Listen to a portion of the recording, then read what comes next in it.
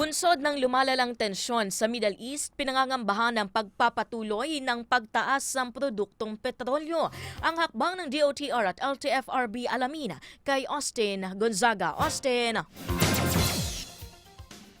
Handa umano ang DOTR at LTFRB na magbigay ng fuel subsidy sa POV drivers at operators sakali magtuloy-tuloy ang pagsipa ng presyo ng petrolyo dulot ng digmaan sa Middle East.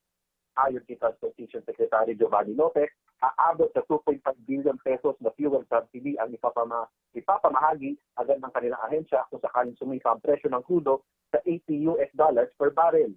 Dagdag pa ng kalihim, inatasan niya ang mga road sectors upang simulan na ang documentation at pagpoproseso nito upang madali na itong maipamigay kung sakaling sumihay ang mas malalang pagtaas ng produktong petrolyo.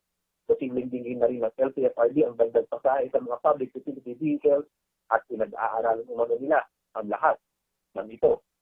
Austin Gonzaga, Newsline.